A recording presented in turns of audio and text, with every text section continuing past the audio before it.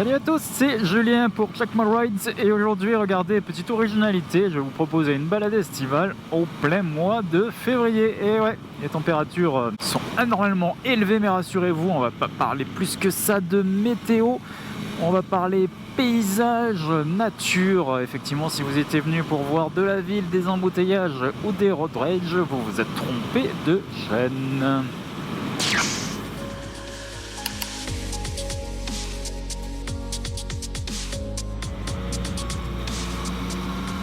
Et quand j'ai préparé cette balade au niveau du tracé, j'ai appelé ça mer et garrigue. Mais finalement, vous vous rendez compte, ça sera plutôt garrigue et mer. Parce que là, on est en pleine garrigue avec un superbe soleil au niveau du Pic Saint-Loup. Et on terminera la balade en fin de journée sur la mer Méditerranée, bien entendu.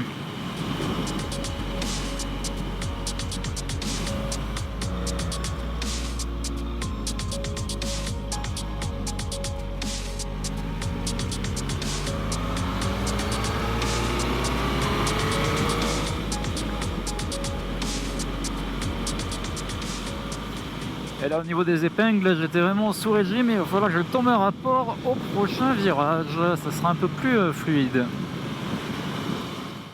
Et cette vidéo, ça va être aussi l'occasion de poursuivre le petit fil rouge de ce début d'année parce qu'en effet, 2019, pour moi, j'espère, ça va être le changement de moto. La dernière fois, je vous expliquais que j'avais envie de partir sur une moto un peu plus baroudeuse, donc plutôt un trail avec des aptitudes tout-terrain. Et c'est vrai que c'est des motos qui valent plus de 10 000 € pour se rapprocher de 15 000 € avec l'équipement. Alors à l'époque, avec cette CB 650F, je l'avais acheté neuve, donc il y a 3 ans et demi. C'était une moto qui valait autour de 7 000 €, 7 600 pour ce modèle SP qui avait un peu plus d'équipement.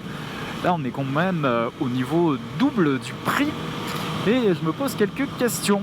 Là je me dis, une moto qui vaut 2 fois plus cher, est-ce que ça va me procurer 2 fois plus de plaisir, 2 fois plus de sensations? Est-ce que je vais rouler 2 fois plus? Clairement la réponse est non. Et c'est vrai qu'une moto neuve, vu qu'on a fait un gros investissement, on a tendance à la garder longtemps. Là, cet exemple, avec celle-ci, je m'étais projeté sur au moins 2 ans. Là, ça fait 3 ans. Je pense qu'au bout de 4 ans, je l'aurai probablement encore avec moi. Ma réflexion m'amène à considérer plutôt un achat d'une moto d'occasion qui permet d'avoir une moto un peu moins chère et surtout moins s'y attacher pour pouvoir changer plus souvent. Après tout, la moto c'est quelque chose de déraisonnable, c'est un loisir, c'est un plaisir, c'est une passion. Donc bien sûr, c'est pas un besoin primaire pour vivre, mais autant se faire plaisir et donc pourquoi pas autant changer souvent de moto. Si à chaque fois vous prenez des motos neuves, effectivement vous perdez quand même pas mal d'argent. Donc cette orientation de plutôt partir sur un véhicule d'occasion, ça change un petit peu mes choix de véhicules. Car des motos qui sortent neuves en ce moment, elles sont pas dispo en occasion. Donc qui sait, peut-être dans 1 an, 2 ans, quand je me reprojetterai à nouveau sur une 3e moto, pourquoi pas. Il va falloir que je change un petit peu mes plans au niveau des modèles. C'était vraiment ma réflexion aujourd'hui. J'ai pas encore fait mon choix. J'ai quelques modèles en tête, plutôt européens d'ailleurs, plus que japonais ou asiatiques. Mais il n'y a rien de concret pour le moment. Bref, merci la super ligne droite qui m'a permis de parler sans trop avoir besoin de regarder à droite à gauche et la balade se poursuit.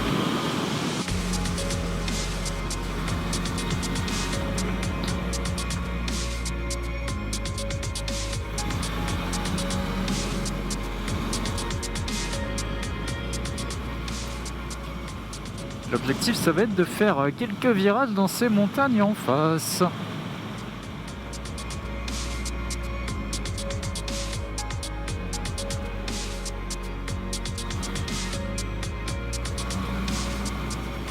Le GPS qui me dit si possible tournez s'il vous plaît. Non, je vais pas tourner, la route c'est tout droit. Ah, panneau, gravier, 50 km/h. Voyons voir de quoi il en retourne. Normalement le panneau gravier ils le mettent que quand ils viennent dépendre du gravier. Ce qui est assez surprenant pour un mois de février. Car pour rappel, sur ma petite vidéo sur le gravier, il faut qu'il y ait au moins 10-12 degrés au sol pour pouvoir épandre. Chose qu'en février, en général, il n'y a pas. Cela voudrait-il dire que le panneau est là depuis des mois et que personne ne l'a enlevé? C'est fort probable.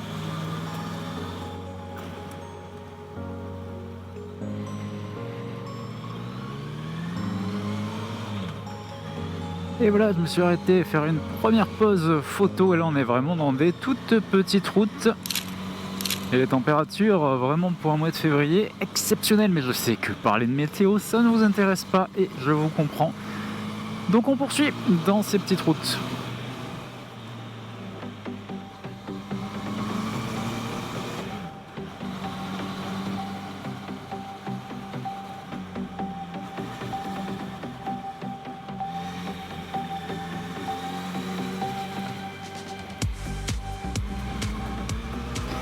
Hop, et c'est par ici. Et d'ailleurs, cette route, c'était une des toutes premières balades filmées que je faisais. Alors, je vous mettrai pas de lien parce que ça mérite pas forcément d'être regardé à nouveau plus de 2 ans et demi après.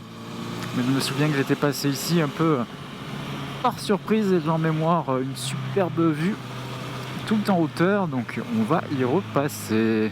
C'est vrai qu'au tout début, je faisais vraiment des balades naïves. Je prenais la carte et je me dis, ok, j'y vais. Je savais pas sur quoi j'allais tomber, mais non, je me prépare un peu plus. Je regarde l'itinéraire pour essayer de varier, grande route, petite route. Donc là, j'y vais volontairement.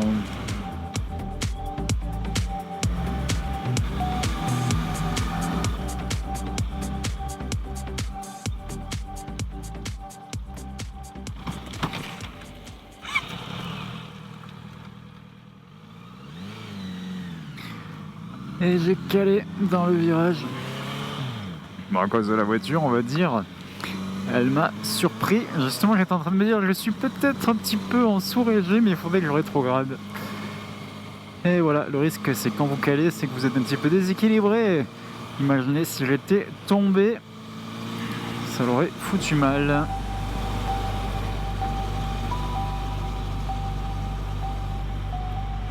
Et ouais, je vous montre aussi mes erreurs. Je sais que j'ai tendance à être trop en sous-régime, donc voilà qui devait arriver. Bon ben, c'est le moment de faire une pause. Ah, et voilà, cette vue magnifique. Et en face, chose que vous ne devez pas voir à mon avis et qui est tout blanc, c'est le mont Aigoual avec les 2 antennes et l'observatoire juste à côté. Donc pas mal de neige et ça à mon avis ça sera la balade la semaine prochaine. On va laisser un petit peu le soleil faire fondre tout ça sur les routes.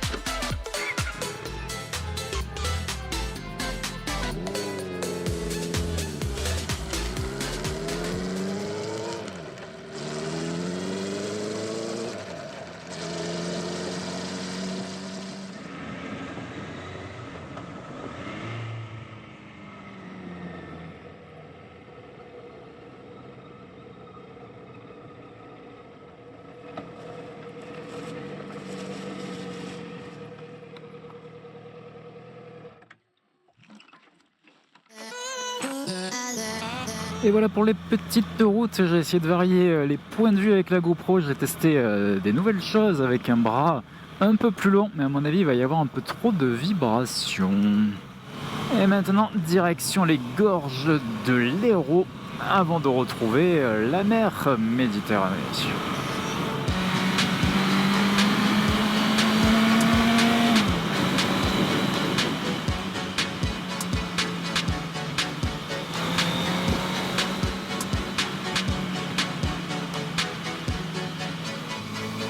Absence de marquage et gravier sur la chaussée, bah voilà ce qui nous attend.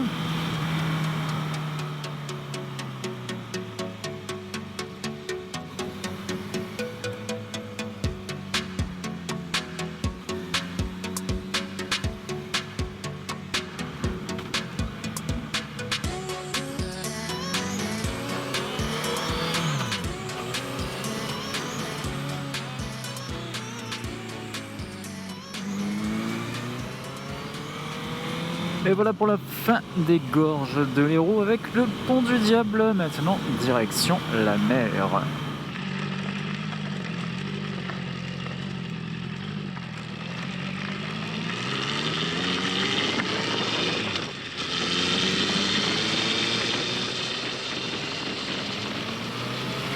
Et voilà, petite route sympathique. La dernière fois que je l'ai prise, je pense que c'était quand il y avait un gros orage imprévu. Là, c'est tout de suite plus agréable avec du soleil.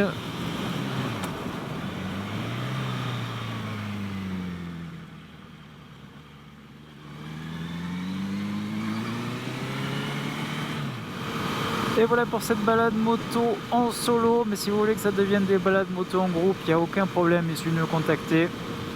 Si vous êtes dans le secteur, que vous avez envie de faire des pauses photos, des pauses vidéo, que vous avez un rythme ni trop lent ni trop rapide, que vous avez l'équipement adapté, ça me fera un plaisir de vous faire partager toutes ces petites routes, partager finalement mes aventures en direct avec d'autres motards.